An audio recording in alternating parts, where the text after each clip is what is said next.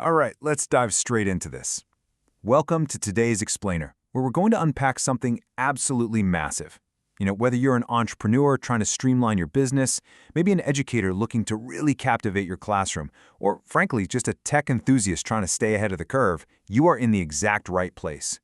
We're going to take a really deep, structured dive into mastering the Google AI Studio ecosystem. And I promise you, by the end of this Explainer, you're going to have a crystal clear understanding of not just what the future of app development looks like, but how the underlying machinery actually works today. So get comfortable, get focused, and let's get into it. 250,000. Seriously, I want you to just let that number sink in for a second. We're skipping the slow warm-up today because this statistic, it just demands immediate attention. 250,000 is the staggering number of applications that were generated in a single week using this specific Google ecosystem. Just wrap your head around that. 250,000 functional app frameworks spun up in just 7 days. To put that into perspective, that is literally more functional apps than the original smartphone app store saw in its first few years of existence. And this was all generated in a single week. It completely redefines our understanding of rapid prototyping and deployment. But it begs the question, right?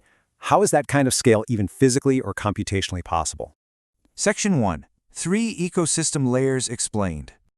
Okay, so to understand a phenomenon of that massive scale, we've got to look under the hood. It's not magic, it's highly deliberate architecture. If we break down this monolithic idea of Google AI into 3 specialized layers, well, that reveals the actual secret to its speed. First up, we have AI Studio App Gen. You can kind of think of this as the construction crew.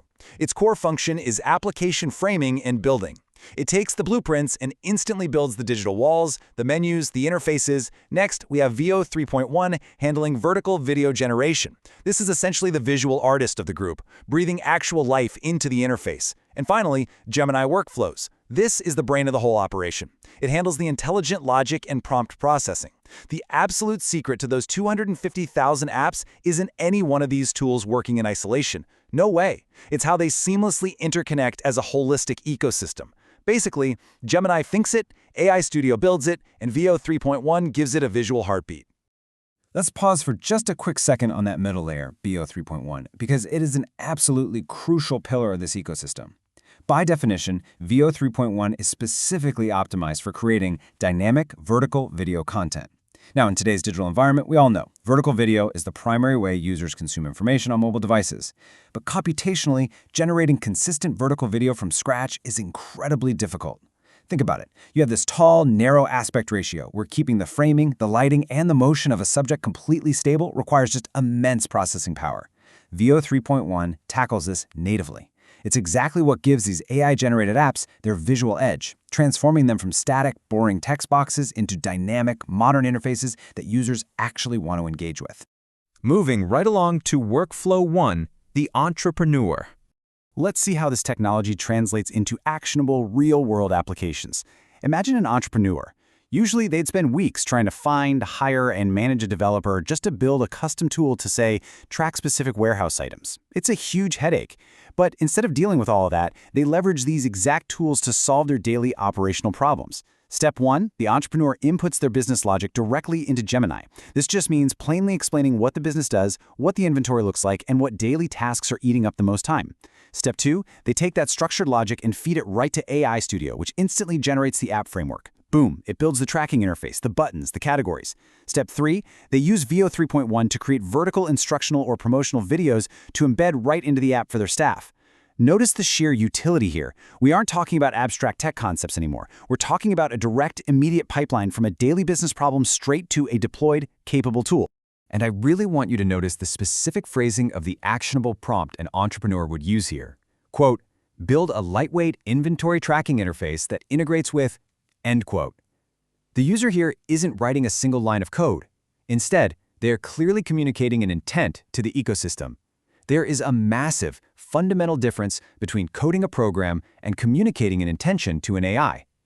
By keeping the prompt tightly focused on the exact utility they need, specifically inventory tracking and a lightweight design, the Gemini workflow perfectly primes AI Studio. It actively prevents the AI from getting confused or overcomplicating things, ensuring it generates exactly what the small business owner needs to manage their daily operations smoothly. Let's shift gears to Workflow 2, the teacher. The true test of literally any platform is its versatility. We've seen the operational business side, so let's flip the script entirely and apply this exact same ecosystem to an educational setting. Say a teacher wants to bring a static, historically dense lesson to life. Step 1. They feed the core lesson plan, the raw text, and the historical facts directly to Gemini, letting the AI parse out the core educational goals. Step 2. They ask AI Studio to build an interactive quiz app built around those parsed facts. Just think about the massive difference between handing out a flat, black and white paper worksheet versus dropping a dynamic, interactive digital experience right onto a student's tablet. It's night and day. Step 3. They generate educational visual aids via Veo 3.1. The teacher can literally conjure up historical reenactment clips or animated molecular structures sized perfectly for mobile viewing. It completely transforms the pacing of the classroom, keeping it energetic, highly visual, and just deeply engaging for the students. The absolute crucial point for the educator lies right here in the prompt logic. Generate a 5-question interactive quiz based on this historical text. This right here is the key that unlocks the door to a useful educational tool. Providing strict constraints like specifying exactly a 5-question quiz is what prevents the AI from just going off the rails and hallucinating a massive, unwieldy app that takes 3 hours to complete. A well-crafted prompt in Gemini, one that clearly provides boundaries and the grounding text, ensures AI Studio doesn't just blindly guess what you want. It delivers a precise, tailored application that fits perfectly into a standard 45-minute class period. Section 4. Limitations and consistency gaps. Okay, let's take a breath here and shift our tone a little bit. It is incredibly easy to get swept up in the magic of 250,000 generated apps and these seamless, lightning-fast workflows, but if we want to truly master this ecosystem, we have to be analytical. We need an honest reality check about where the technology is actually at today. When contrasting what this ecosystem can do versus what it can't do yet, the lines are actually pretty clear. On one hand, the platform is undeniably brilliant at rapid prototyping and basic visual drafting. I mean, it can get you from zero to a working visual framework faster than literally anything else out there. However, it currently hits a hard wall when it comes to complex back-end logic. If your app requires deeply layered, highly secure database routing or intricate custom server interactions, AI Studio is going to struggle. Furthermore, it just cannot yet achieve perfect, flawless video consistency in every single generated clip. Let's actually break those specific gaps down neutrally, because honestly, understanding them is vital. First off, via 3.1 frame consistency drops.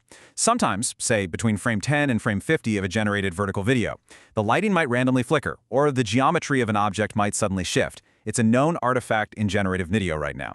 Second, we have hallucinated app functions. And this is actually kind of fascinating. Occasionally, the AI will confidently build you a beautiful, modern-looking checkout button in your app that essentially acts as a decorative sticker. It hallucinated the visual function without actually building the database wiring behind it to make it do anything. And third, like we just noted, there is limited complex logic handling. But here's the thing. Understanding these boundaries isn't a critique of the platform. It's a strict requirement for any focused learner who wants to actually deploy these tools effectively out in the real world. Finally, Section 5, the discoverability problem. Let's pull all of this back out to the macro level. We've looked at the underlying engine layers, we've walked through practical, real-world workflows, and we've honestly assessed the current technical limitations. Now we have to connect all of that back to our initial hook, 250,000 apps generated in 7 days. The friction of creation has been almost entirely removed by Google's AI Studio ecosystem.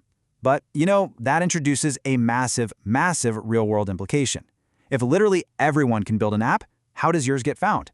I want you to take a moment to really think about that. When the bottleneck is no longer the development process or the cost of hiring a coder, the new bottleneck becomes discoverability. In a world without development friction, your marketing, your audience building, and frankly, true undeniable utility become the only currencies left. As you master this technology to build your own tools, I really want you to critically think about that future. Building the app? That's not the easy part. Making it matter in an ocean of AI-generated noise? Well, that's the next great challenge. Thank you so much for joining me for this explainer. Keep focusing on those fundamental layers, and I will see you next time.